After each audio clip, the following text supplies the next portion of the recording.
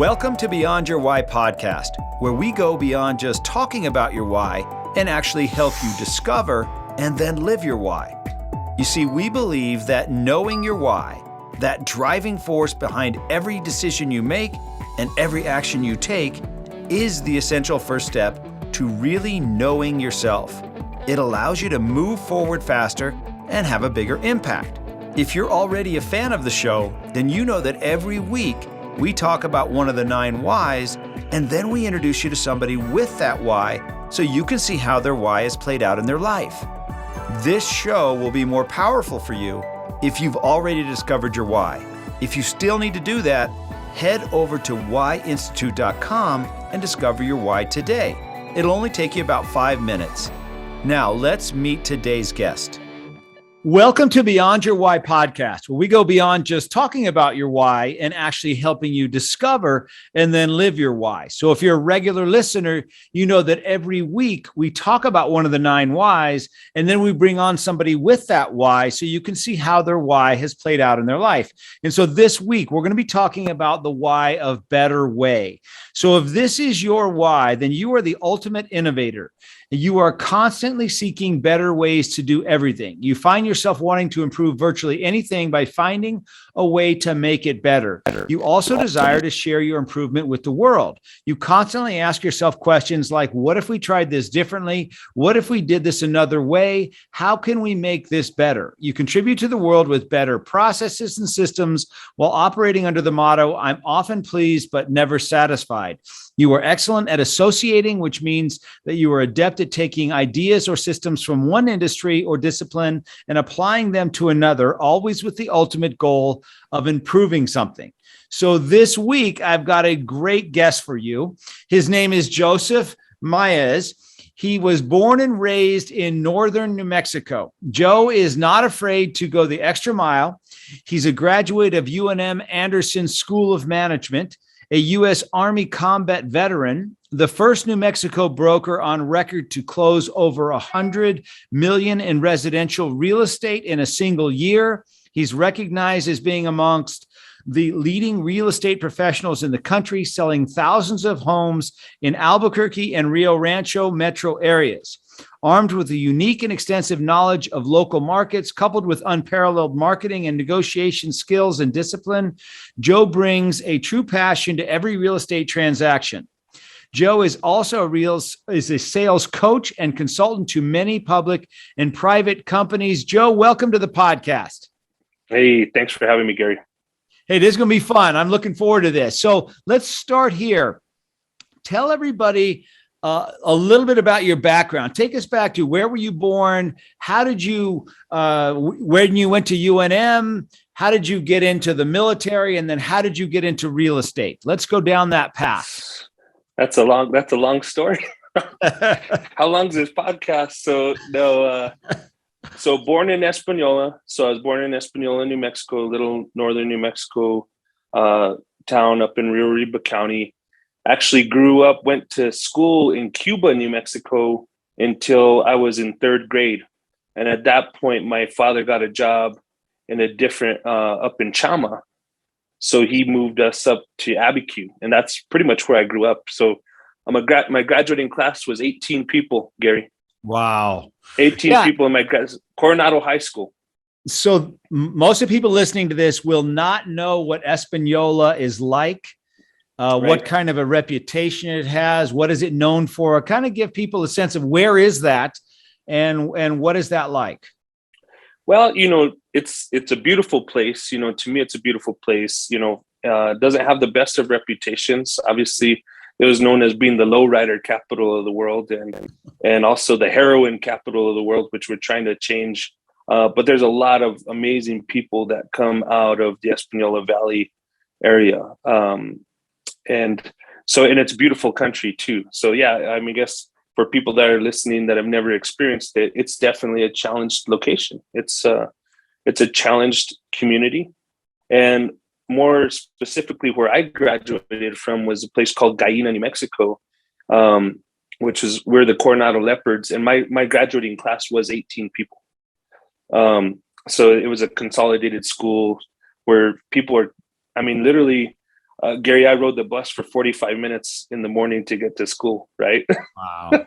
And so it was neat because this last weekend, I took my daughter on a little trip, and I hadn't been back to that school, Gary, in 20 years.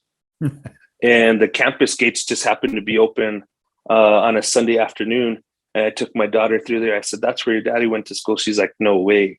Right. Of course, because, Mireya is going to, my kids are going to some really great schools right now, which I want them to go to school where it's cool to be smart. You know what I mean? Because when I was growing up, it wasn't cool to be smart. It just, you couldn't learn in peace. You actually had to do things a little bit differently. So I graduated from that school, and I did the delayed entry program for the Army Reserves. So both of my grandfathers are war veterans.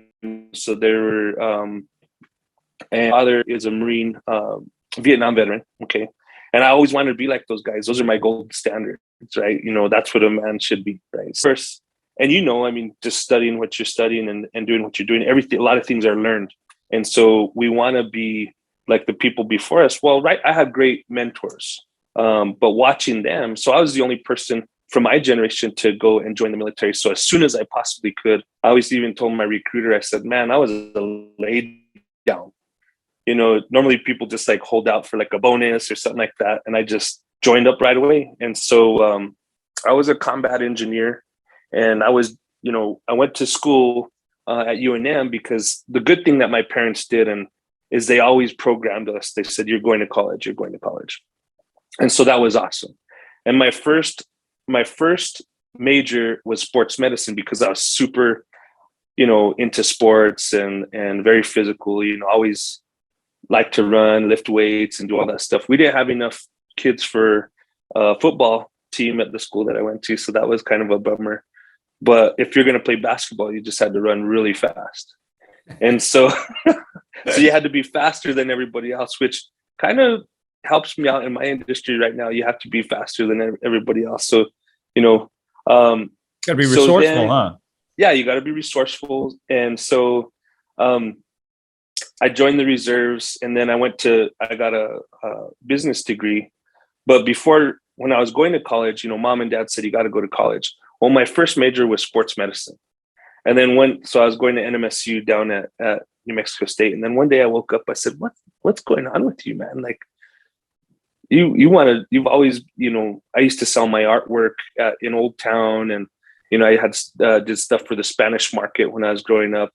My father-in-law taught me how to carve crosses and Spanish colonial furniture and things like that.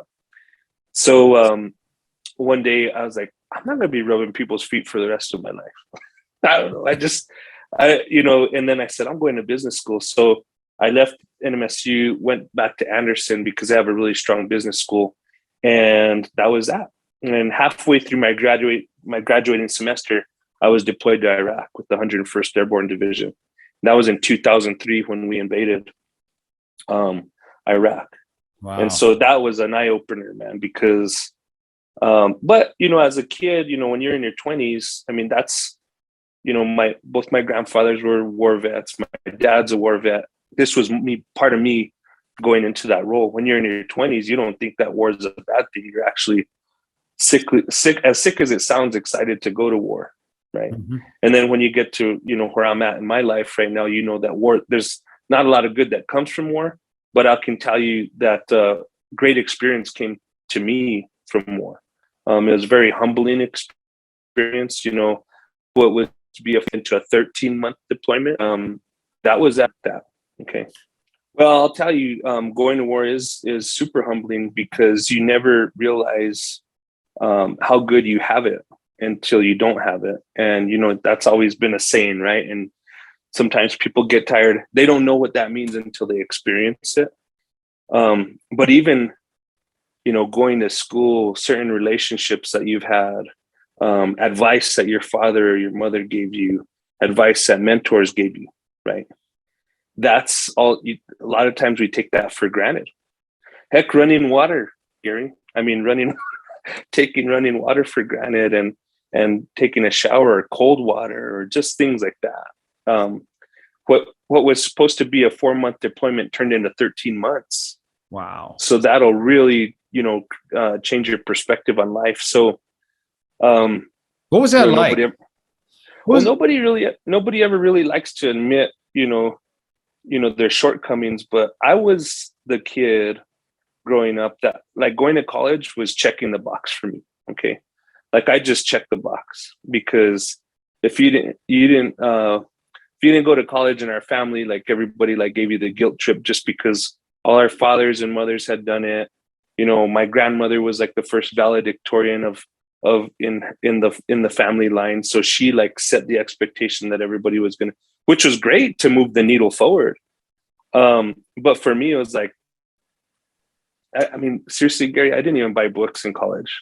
I just literally went and I listened, and I passed every test with A's, B's, and the occasional C. But when I got back from Iraq, I got straight A's, bro, because they didn't give,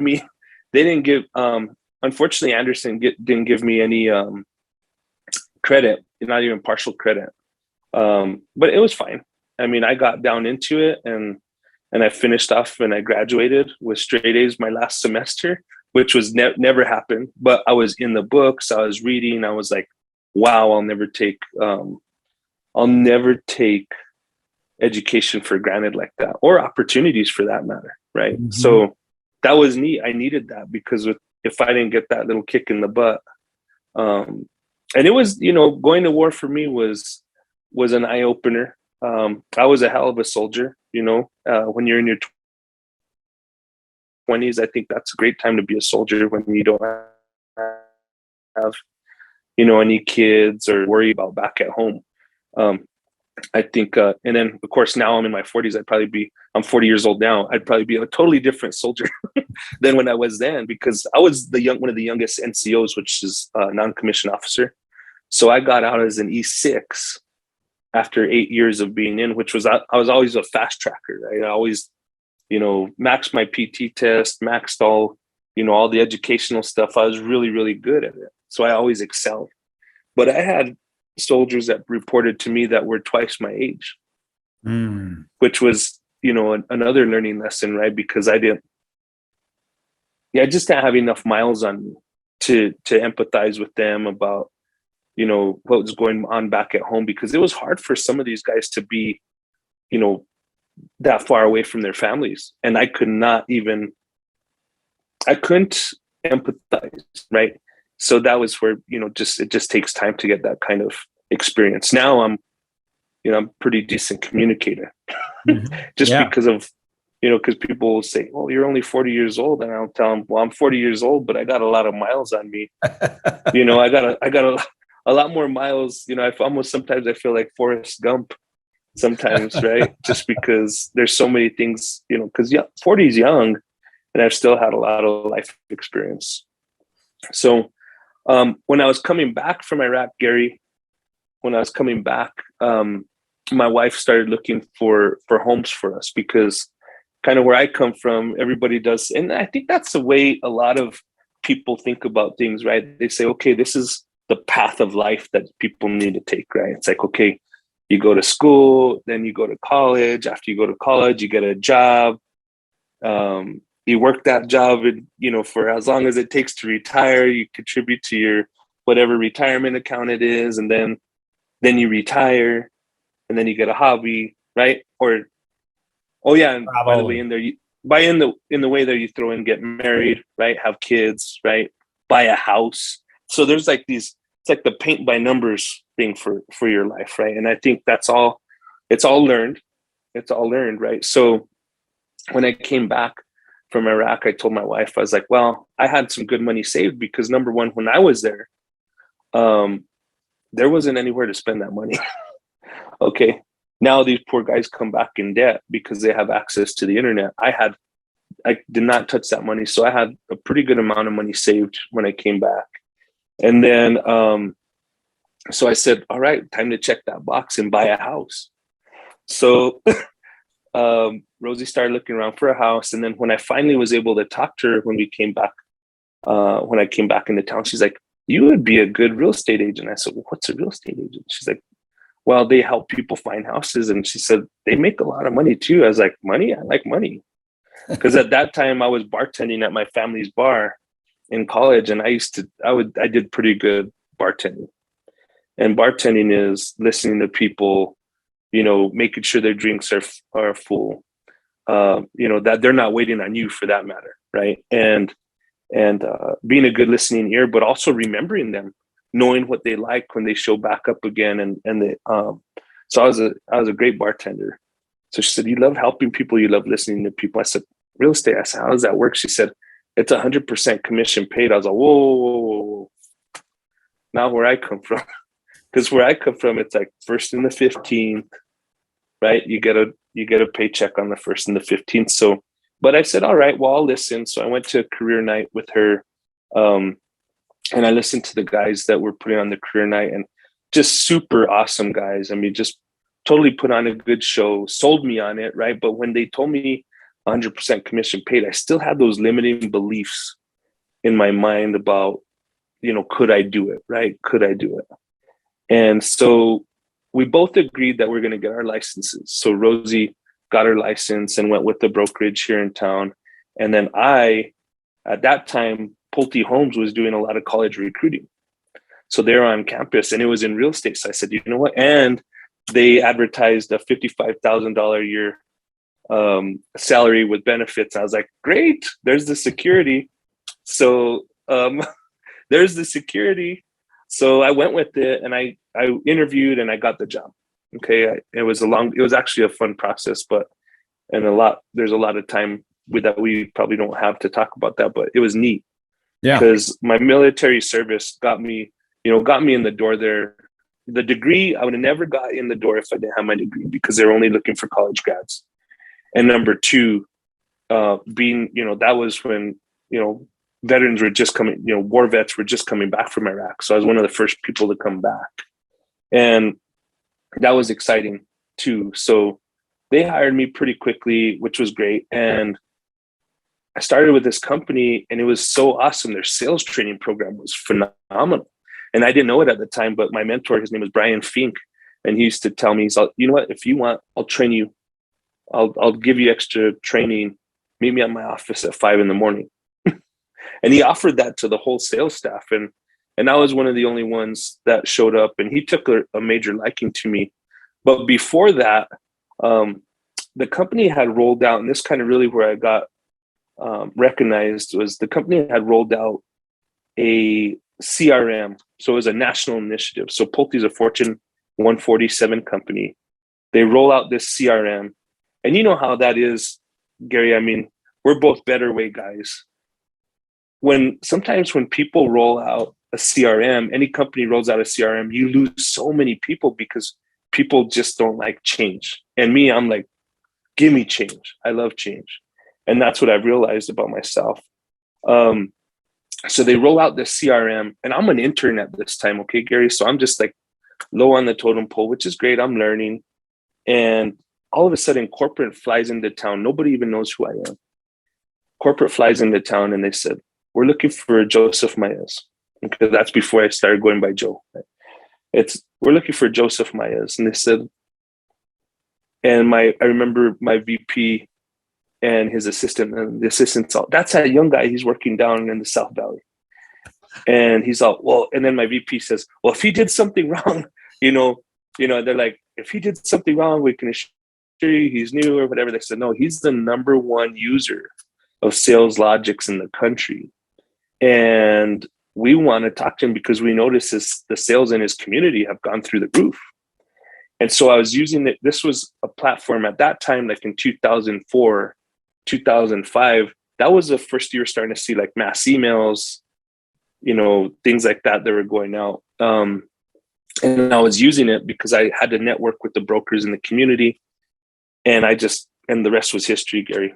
I mean, I just used that system, and then they had me teaching it, and I used that system. And then, so 7 years I was with Pulte, and my last 2 years with that company, I was the number one salesperson in the entire nation out of New Mexico, which was awesome, right? Wow. And so, but it all came with great training. Pulte had an amazing training program, and Brian did a really good job of investing me, and he's an integral part mentor. His was very inspirational to me, and all cool stuff like development wise. So I really learned a lot about construction, finance. I mean, so there's so much that goes into it, right? So it's almost like a master's degree in real estate, right? And then one there towards the end, they started laying off people. So Pulte changed in general just because it was in the downturn,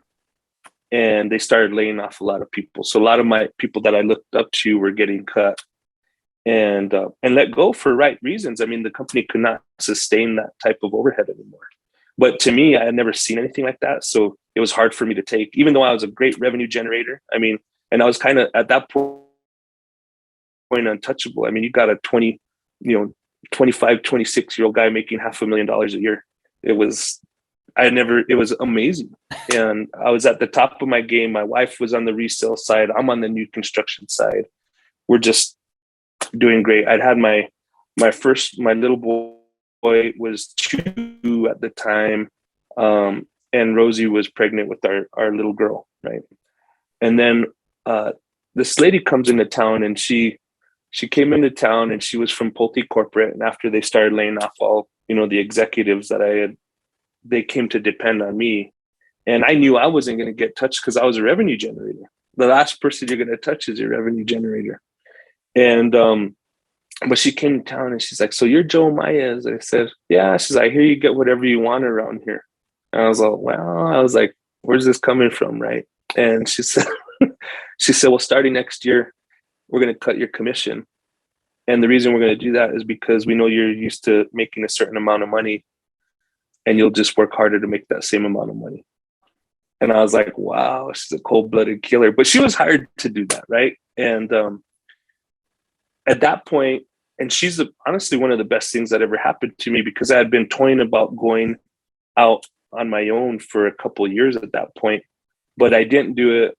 Again, a second level of limiting beliefs, right? Just saying, well, and I knew I could do it. And then a lot of agents or a lot of marquee brokers in town that were like, "Hey, Joe, you got it made. People just come to you." Like I didn't have anything to do with the sale. Like I was an order taker. And I'm just like, and I'm listening to that. I'm like, all right. So all this stuff is adding up, but I knew I was an X factor. Like I always make things happen. And it's funny, when I was younger, I never thought algebra would come in handy, but you know what? I solve for X every day, Gary. I'm always solving for X, whether it's figuring out a problem or finding out a better way to do things right. And so at this point, I'm on the top of my career. And then one day I was at a company picnic, and our new division president was there, and him and I got along really well. And I think about it, 6 months had passed since that lady had that conversation with me, and I'm forever grateful for her, because she kind of saw it. And he said, "Yeah, what's going on, Joe?" I said, "Well, I've never done this before." And he's like, "What?" I said, "I'm going to give you guys my 2 weeks." I didn't have anything lined up, Gary, nothing. And he's like, "Well, what is it? Is it about that conversation you had with so-and-so?" I said, "No, it's not that. In fact, I'm glad that happened, because this company is amazing." And it is to this very day, one of the best companies out there, because they always stood behind their product. It didn't matter how much it cost. They always warranted stuff. I mean, it's seriously, what a great place to learn. And I said, I just got to prove to myself that I'm not what they say. I'm not just an order taker out there. And so the guy's like, "Well, if you ever want to come back, the door's always open." I appreciate that. But I told him I won't be back. And I haven't. So my first year, I went to the same brokerage that my wife was with, just because me and the owners were really good friends. And out of 550 brokers, I think I placed number 4 out of 550 brokers my first year. Wow. That was awesome. Then because that was awesome. And then I knew I always wanted to be number 1. So number 1 meaning like top in units and volume, right? And the only way I could do that was by having a team, because I was doing it all by myself. At this point, my wife was taking care of the kids full time and taking care of me full time, which is really a hard job. And taking care of our household. I mean, that I would not want that job. That's the hardest job in the Maez family, right? Is supporting us. And so that was good that she got to stay at home and she got to do all that. Here I just hit the ground. And so at this point I started shopping for companies that I could have a team, right? And they had teams here in Albuquerque, but they weren't real teams. They weren't, and so kill myself, from just stress and exhaustion if I was going to work that as hard as I was my first year in residential resale. So I looked at Remax, I looked at Keller Williams, went with Keller Williams because they have a really great, philosophy on how they approach doing business with people. Win-win or no deal, which I love, right? I think it's gotta be a win-win. And oh, by the way, financially, it made a lot of sense from a team perspective. So that way my team members can make decent money as well, because I can't be making all the money. So we did that and just grew that company. Keller Williams really blew up. And that was when I broke the $100 million mark and Wow. took the number one spot in Albuquerque. Yeah. So, and that's documented. It's a documented, thing for 4 years. Last year. And then about 3 years ago, I just left Keller Williams and said, you know what? At this point, the buck stops with me anyway. And so I started the Maez Group, which we've been at it for 3 years. Last year, we closed $149 million in production for 425 units, which is my all-time best. It's a small brokerage. We have about 8 brokers here. Most of them are new. They're newer brokers, so I specialize in training newer agents. But the only difference is when I was with Keller Williams, I would lose my experienced brokers to the company, which, you got to get it. People want to make more money. And who am I to tell a broker that's been with me for a certain amount of time, like, I can't give you a raise. I can't do that. It just can't. So now with our Maez Group companies, we have the Maez Group, which is kind of like the boot camp. I wonder where that came from, right? So it's kind of like the boot camp for newer brokers. And if they want to stay long-term, they can. But the Maez Group is a training ground. It's where you learn how the real world in real estate works. They have all these cool classes, but the real world is the real world. And what I provide is real world experience. Okay. Mm-hmm. And then there's a separate brokerage that I own, which is called AI, which stands for all in. And so these are people that are all in. They're not doing this. They're not doing that. They don't have 1 foot over here. They don't have 1 foot there. They're all in real estate. And oh, by the way, they've been vetted by me. So they've been trained by me. They have, no criminal record. These are people that you can trust in your home with your family and stuff like that. So that's a new launch. And then there's OP, which stands for on purpose. And OP is for people that went through the Maez Group, couldn't do AI because it's a lot of work. And now they realize that real estate isn't as easy as everybody says it is. But they worked hard for their license and they still have a lot of contacts. So through OP, they don't have to be members of the board of realtors with all the fees, but they can refer people to the Maez Group and they can get paid a referral fee on that. So it's kind of like a triangle of companies. And I also own a title company as well. Now it's called Signature Title, and that's been for 3 years since we've opened it. It's super, super successful. It's doing really good business. And then, it's just great. So that's where we're at. And I have an amazing staff, as you know. We did our why. We discovered our whys with you, mm-hmm. But definitely a better way person. So it's neat to see that because, the Maez Group does what it does because we did find a better way. In fact, a little flashback that I had at Gary was when my mentor was around, I'd tell him, I said, hey, Brian, I said, we'd sell way more houses if we had somebody to do our paperwork. It just seems like every time I'm writing up a contract in the sales office, somebody's coming in wanting to buy, but I'm face to face with somebody, writing them up on a deal. And he's like, hey, man, when you're the boss one day, you could do things how you want to do it. And I said, noted. So yeah. So now you do. My salespeople do not write their own purchase agreements. In fact, we have a very experienced contract writer that writes all of our contracts. And really, my claim to fame is over 3,000 transactions, Gary, and I've never been in a courtroom, which, the money is great, but having a great reputation is even better. And so if any attorney would ever to go and say, oh, you have a pattern of behavior, the pattern of behavior would be just success. Yeah. And doing things right and creating a business model that people know that when they're doing business with us, it's getting done right. And we spend the money on the processes to make sure that they don't have to worry about it. That's why people hire brokers, to give themselves some insulation from liability. So question for you then. You said back a little bit ago that, you're the guy that makes things happen. And what do you attribute to your ability to make things happen? Well, I think a lot of that it's a culmination of a lot of things, right? It's interesting, in the military. Well, my mom, number one, my mom would always tell us, I'd always say, I can't do that. And she would quickly say, you can, and you will. So that was instilled in us at a young age. So my parents were always the can-do type of people. In the military, I remember, and it's just been ingrained in you over time, but we never, one of the things that I always would remember was no excuse. There's no, that was always what they say, if a drill sergeant or so higher up came up to you and said, hey, what's this all about? And I say, no excuse. And we'd fix it. So we never make excuses, and we always would complete the mission. Thinking back, we never had a failed mission because we always just never gave up. So looking at things differently. Yeah. So there's a lot of tenacity that goes into it, and the mindset. One of my favorite sayings was that Henry Ford, that saying, whether you believe you can or you can't, you're right. Yeah. I mean, that is a huge mindset. I mean, there's been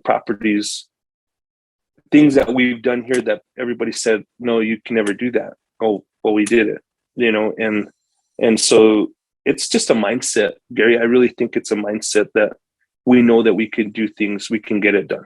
Okay. I really think that's the answer to your question. It's just a mindset more than anything. So when you work with new brokers, what are some of the things that you really work with them on so that they can get over these fears? Because I'm sure there's a lot of fear jumping into a commission only kind of a situation. Well, and that's where I'm still, it's neat seeing because I learned from these guys too. So I'm a mentor, and I've mentored some great people, in fact. But they mentored me too. They didn't even know it, but they've been mentored. They've been helping me out as well.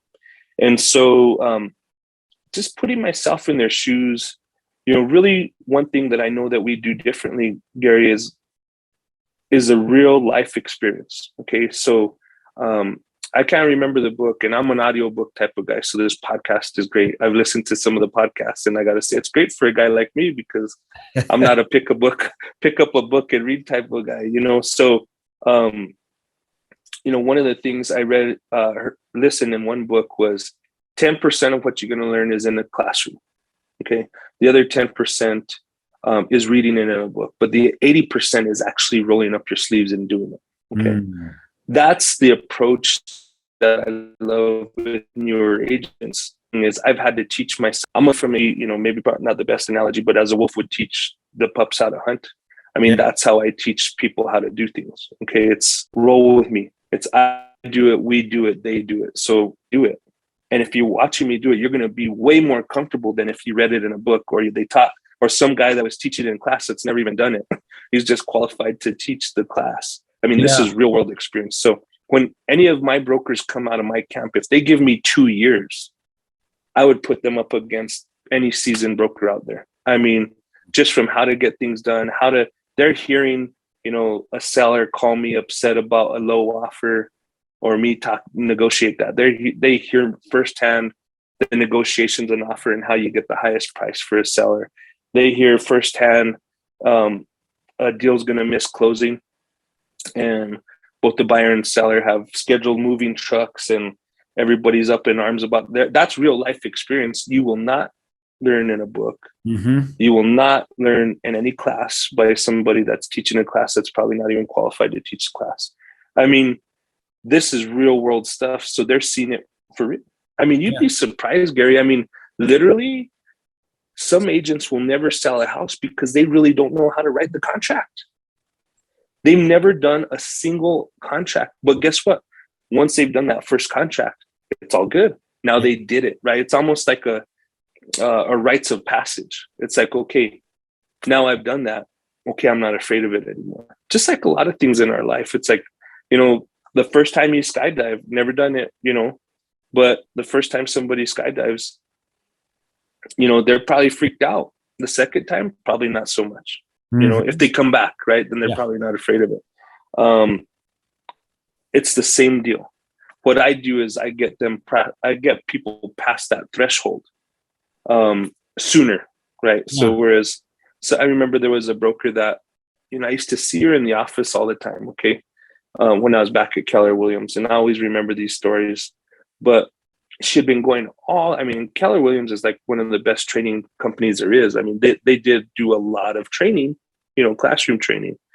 But poor thing, she was going to those classes and going to those classes. And then one day, I had probably been about 8 months, and I see her in the hallway. I said, "You sold anything yet?" And she says, "No, I haven't sold anything." I said, "I'm going on a listing appointment. Come with me." She jumped in the car with me. She watched me list the house like that, like listed the house. And then when I'm driving back with her to the office, I get a call from one of my buyers, and they said there was a house that we emailed them, right? Because we have automatic drips. And they wanted to see it. So I said, "All right, I'll have one of my brokers go open the house for you." I said, "You're going to go open that house. And after you go open that house, I'm going to tell you, and we're going to write it up." She's like, "Really?" I said, "Yep." That was her first transaction. And then I said, "Have the buyers call me from the house."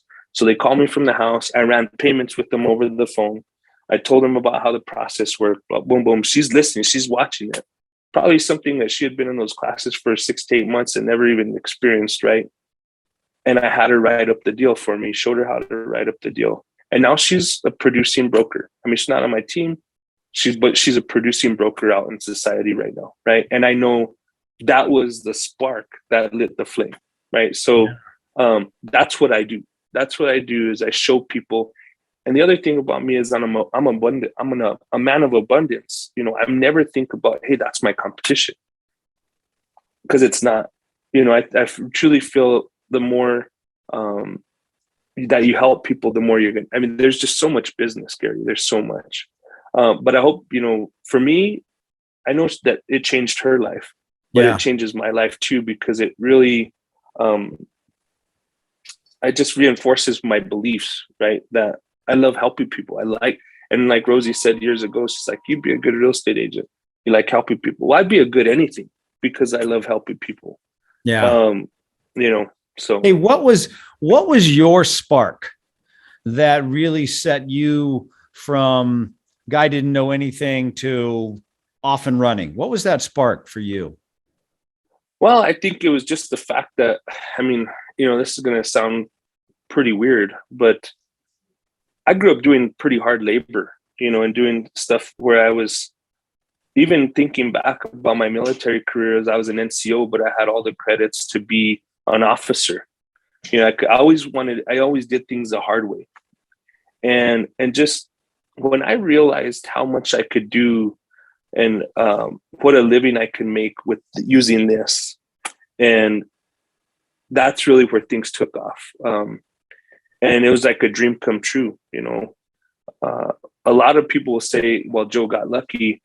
Well, I did get lucky. I really got lucky to find my niche. And my niche is I can take things that are in bad shape and I can make them shine, And so now that I got that, really one of the hardest things for me, Gary, was when I reached what I felt was the pinnacle of my career. And a lot of people will probably never reach that spot, but I was fortunate to reach it.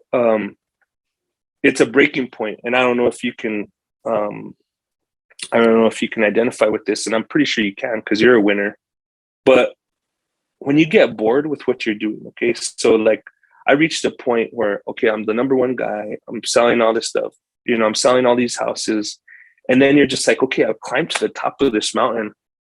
Now what? And it seemed like I had always been, the military, climbed that mountain, did that. Then it was time. Then I went to Pulte, climbed that mountain.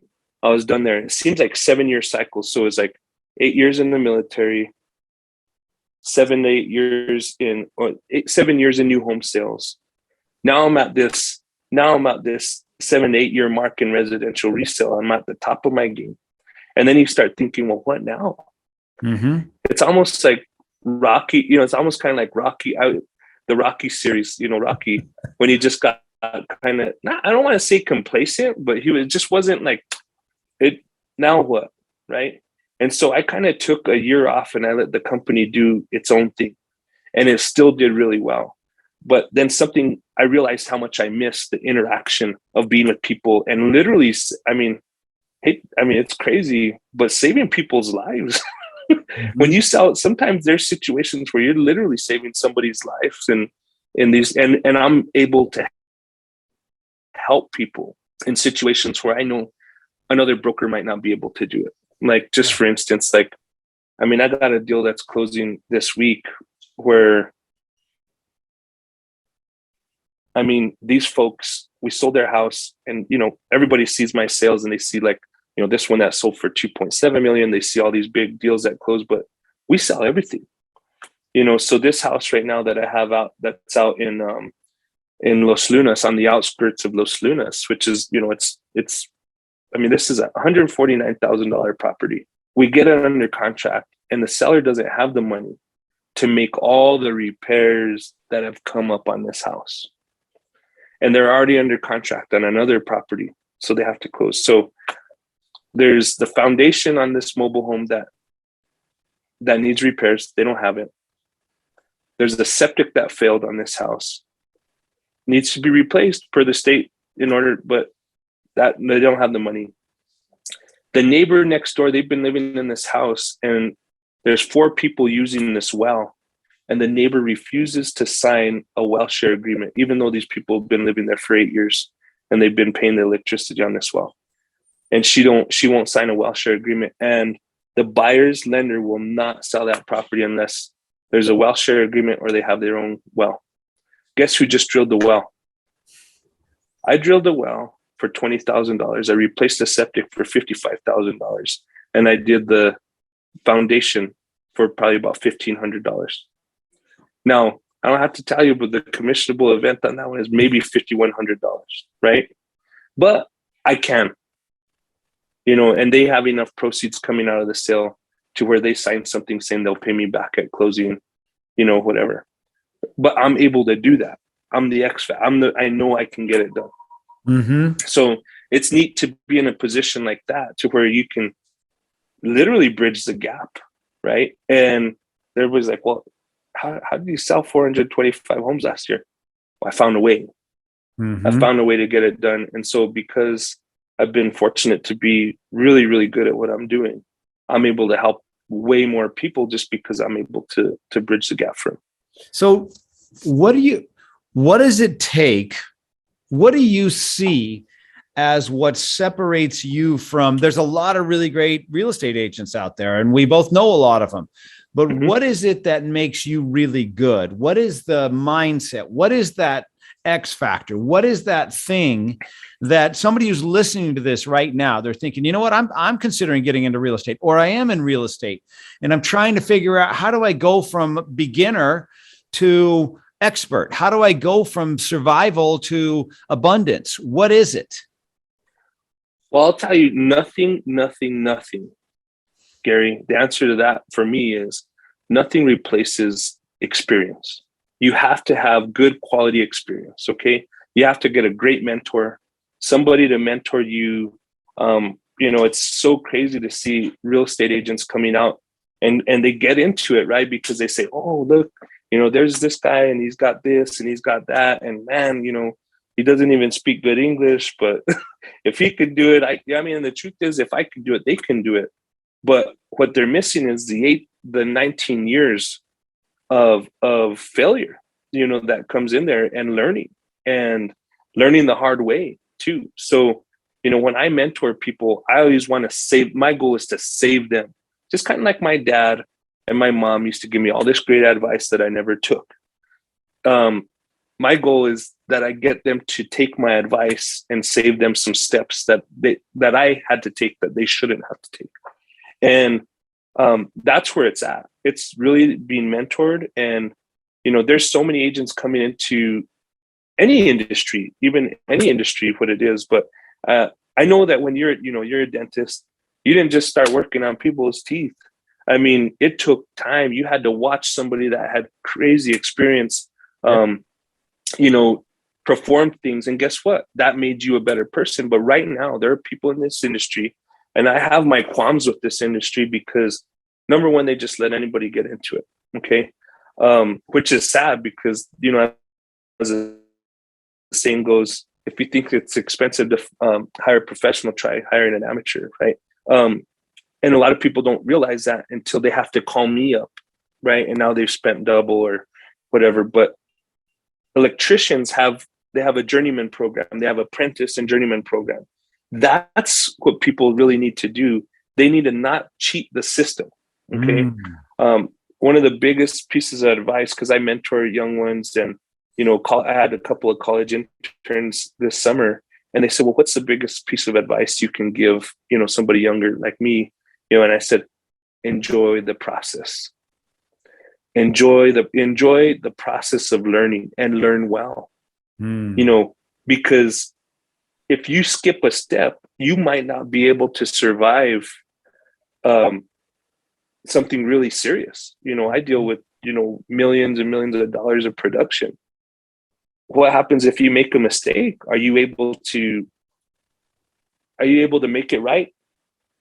Because that's the profession. If you're a true professional, you have to be able to make it right. Okay. And that's why to work with the true professional, it costs money. But a true professional should pay for themselves. So I always tell them, I said, you want to get to the point where your experience is worth so much that people hire me. It's almost like getting me for free, because I basically pay for myself during the transaction, just from the advice that I'm able to give people. So I always say it's experience. I have a autographed picture here in my office here, and it's Nolan Ryan and Robin Ventura, and Nolan Ryan has Robin Ventura in a headlock. Do you remember that? Yeah. So I have a signed copy of that picture right here, and I have it in my office for a reason. And I've named that picture Experience, because, Nolan Ryan was at the end of his career, probably one of the best pitchers of all time, right? Hall of Famer. And there's this young guy, he steps up to the plate, and he's Robin Ventura was a pretty built guy, right? He was a hot shot back then. And Nolan beamed him. And he beamed him, and you would think, nobody knew that Robin was going to charge the mound. Well, Robin acts like he's taking the base. You can watch it on YouTube and all that stuff. And then halfway, he just decides he wants to charge Nolan, right? Well, everybody would think, well, hey, Nolan wasn't afraid. I mean, you're talking about a veteran pitcher. Do you think he's been charged before? Yeah, maybe once or twice. He actually walked towards Robin Ventura, not one bit of fright, just went for it. And really what that all boiled down to me was experience. The man had, been in his fair share of scraps, and he knew how it was going to turn out. He knew how to handle the situation, and that's what happened. But he couldn't have done that had he not been through all that stuff. I love it. You know what I'm saying? Oh yeah. So a lot of he couldn't have handled the way he did. Good. I was going to say, so having your mentor when you first started, how much of a benefit was that? It was a huge benefit. I didn't know it at the time, Gary, just because I was young, right? And a lot of, people that are younger and you don't have to be young. I'm just talking about being young in the profession. When you're learning a new trade, so to speak, you don't know it at the time, but you realize it later down the road, how valuable certain mentors were. So my mentor, Brian, taught me the critical path of sales, and we never skipped a step. I have my own way of doing things right now, but my own way couldn't have been my way without his way. So everything from how you greet somebody to how you get commitment, right? And getting commitment, sales is not a bad word. To me, sales is helping people. It's getting people to decide on something that's good for them, not what's good for me, but what's good for them. So I literally approach sales in a way that I'm helping somebody, I'm solving a problem. Okay. But he went a lot deeper. So a lot of brokers are, real estate brokers are, they help people find houses. See, he taught me how to know the money really well. So knowing the mortgage side, knowing the different programs, being knowledgeable about all the ways. Like if somebody's a doctor, a lot of people don't know that there's 0 down programs for physicians with no mortgage insurance. A lot of people don't know that. They'll say, hey, call this lender and get back to me on Monday. Well, nobody's ever going to call that lender. They're almost afraid of going to a lender as much as they're afraid of going to the dentist. You know what I mean? So it's like, but that's the reality, right? That's human psychology. That's human nature. So I always knew the money side. He taught me how to, the value of learning the money side. So it's not just about the real estate process. Then it's about knowing your product too. And then that's where the construction knowledge came into play. How does that work? Because I remember one of the first things when I was out, I was selling houses in the Southwest, and a guy comes in, and he was actually on Sandy Presley's team.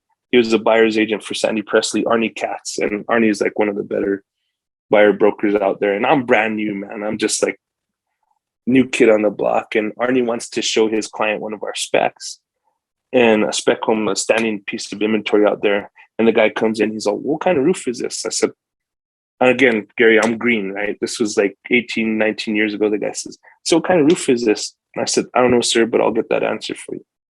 And he said, well, what kind of windows are these? I don't know, sir, but I'll get that answer for you. So what's the kind of air conditioning? I don't know, sir, but well, what the hell do you know? I don't know, sir, but I'll get that answer for you. So, I mean, that was one of those defining moments in my life where I said, I will never be in that position again. And so I pulled Antonio, who was our project manager at the time out there. And I said, Antonio, I want to learn everything about construction, from permitting to the CO. Just use me. Right. And they did. Those guys taught me, Antonio and his team taught me really well about how the construction process works. So now when I show up to an appointment, I'm not just some other realtor. I know about PSI and slabs. I know about the different types of slabs. I know about your windows. I know more about somebody's house than they know about their house when I show up. And that's great, right? Because I'm an expert. I'm not just anybody else there. We are experts. On the money side, if I'm representing a buyer or a seller, they can get their mortgage lender on the phone, and that mortgage lender, they call me at Frost Mortgage, who I do a lot of business with. They call me the lender's broker. That's what they call me, just because I'm super low maintenance. And by the time I give them somebody to talk to, they're already qualified. I just need them to pull credit. I've already talked to the people about it. I've already run numbers. I've already set expectations. It's pretty easy for them when I get to them, but I know how to ask the questions. I know about the different programs and the reality of all that. So, but that came with time and experience and being a student of the craft, So you said something really important there I wanted to touch on. You said you help people make a decision. Yes. And that seems like a big difference between helping them buy a house or helping them in the other areas. It's you helped them make a decision, because to me, when I'm trying to buy something, that's the hardest part. How do I make a decision? And if you can help me do that, boy, you're my guy. Well, here's the thing about you, Gary. So you do what you do, right? Which is what you do. And that's great. You stay in your lane, and that's all fine and good. But when you come into my domain, right? When you start coming into my universe, that's my universe, right? So my job is to be of value to you. So you don't know the market the way I do. No. And chances are, if you give me, 5 to 10 minutes to talk with you, and you tell me in a very casual way, because I'm going to be asking you a lot of great questions, open-ended questions to have you open up to me, then chances are I'm going to know where that property is. And it might not even be on the market. Okay.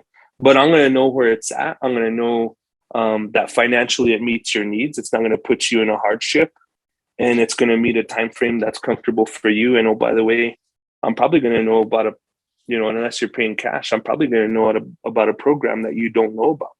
Mm-hmm. That's really going to put a smile on your face. So that's what it is. And at that point in time, you might have went from, I've seen people that have told me, well, we're looking within the next 12 months to move. But after maybe a 30-minute conversation with me, they're moving, right? And it's for the better. It's not, that I sold them on something. I just showed them something that they didn't know about. I always tell my brokers, I said, tell them something that they don't already know.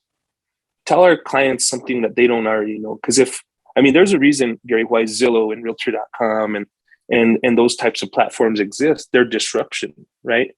And the disruption is the fact that people aren't as creating the value that they should, right? When Zillow's doing the job for you, if the buyer or the seller know more about you, then you failed, right? That's the way I see it. Technology shouldn't replace brokers like me, because we're very valuable. Mm-hmm. And anybody else that I train, I want them to build in their value that, they never have to be intimidated by some app that's going to be created, right? People will always do business when they know there's value. Love it. Okay, last question. And I know you've talked about a lot of great advice and given a lot of great advice. So what would you say is the best piece of advice you've ever received or you've ever given? Ooh, that's a good one. I receive a lot of great advice. So there was a saying in Spanish. Okay, there's a Spanish saying. And the Spanish saying says, "Lo barato cuesta caro," which means the cheap way of doing things ends up costing you the most. Okay, so I've learned that you get what you pay for, right? In most cases, right? Never go to the lowest bidder.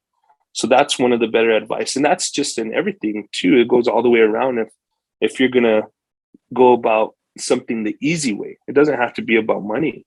It could be about taking the easy way out versus putting in the work. So that's a full circle. That saying can mean so much on so many different levels. So don't ever cheat yourself, right? Mm-hmm. You got to put in the work to get what you deserve, right? If you want it. As far as advice that I give, I don't know. That's a tough question, Gary. I just don't know how to talk. That's a tough question for me I give a lot of advice, but really the advice that I give is just by my actions and just, watch what I do. And that's kind of how to do things, right? I just, having kids, I've learned that it's not about what you say. It's about what you do, right? People are watching you, and they're watching how you deliver.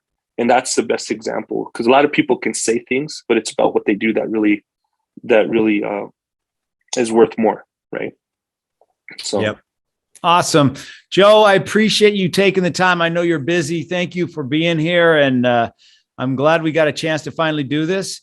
I know we get to see each other from time to time, but we haven't really had a chance to sit down and me learn about you. It's fascinating how you've gone from where you came from to where you are now. And a lot of great lessons there. So thank you so much for spending the time. If there's people that are listening that want to connect with you, want to learn more about you, maybe want to work with you, buying or selling a house or being mentored by you, how should they get a hold of you? Yeah, the best way to do it is to go to my website. It's www.joemaez.com. That's JOEMAEZ.com. And they can just inquire. They could fill in an inquiry and we'll get with them. Awesome. Joe, thanks again, man. I'll see you on the golf course, I'm sure. You got it, Gary. Thank you. I really hope you enjoyed today's episode and that through today's guest, you heard how important it is to know your why and how impactful it can be in your life and the lives of those around you. Be sure to head over to whyinstitute.com and discover your why today. Remember, the more you know about yourself, the more you'll know about others. I'm Dr. Gary Sanchez, and I'll see you on the next episode.